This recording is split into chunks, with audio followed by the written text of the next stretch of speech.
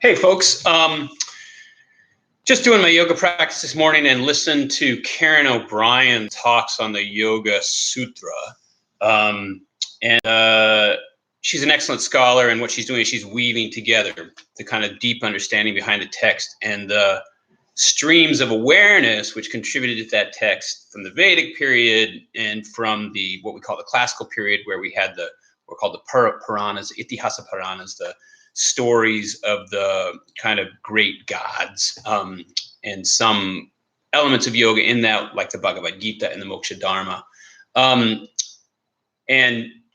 The larger point she's making about the efficacy, about the effectiveness, about the potency and historical significance of the Yoga Sutra is that what Patanjali did is he threaded together so many different conversations. One, which I didn't just mention just now, is Buddhism. He integrated the forms of understanding around yoga and the practices around yoga in 4 cogent books in a single text in very clear language, that made it a touch point for a new understanding of how we do yoga and how we understand yoga.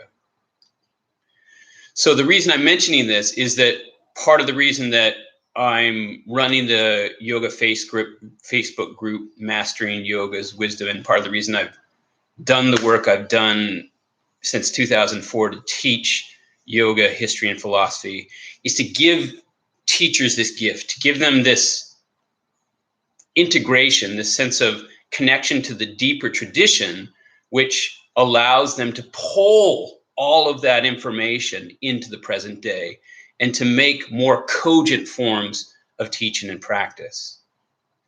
So this is exactly what Patanjali did. This is exactly what the unknown author, often we call him Vyasa, who formed the Bhagavad Gita, did. These people looked at what was happening in the tradition, what had happened in the tradition, what the powerful conversations were, what the powerful ideas were, what the powerful practices were, and formulated them into a new synthesis. We call this a synthesis, and often in Hegel's idea of the evolution of history, we talk about thesis and antithesis forming a new thesis. So different strains come together, they're in conflict, and then at some moment, we reach a gestalt, we reach a moment in history where there's a new singular idea.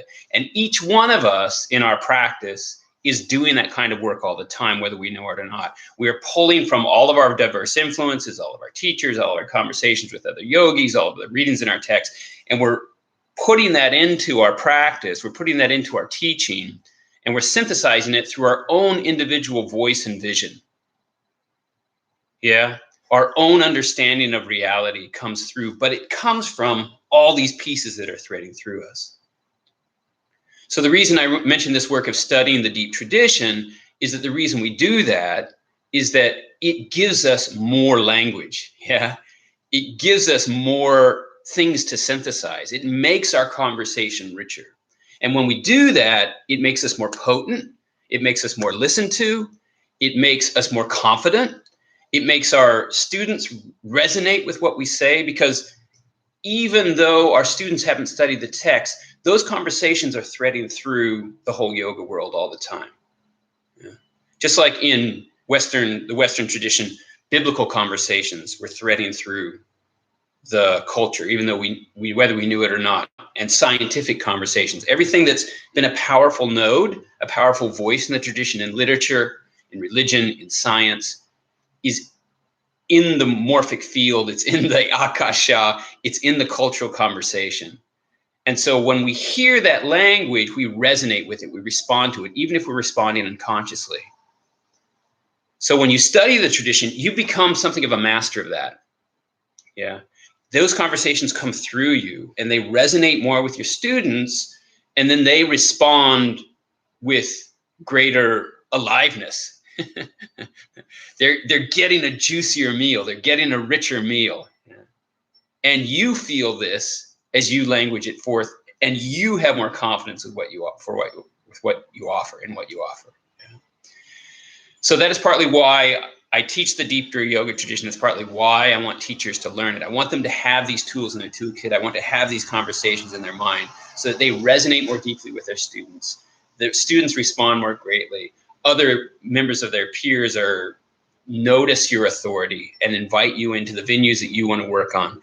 The teacher trainings that you run, if you're in that element, the students who are coming to those, you get more students because they see the kind of deep place from what you're teaching. So that's just my download around why we study the deeper tradition. It's not irrelevant.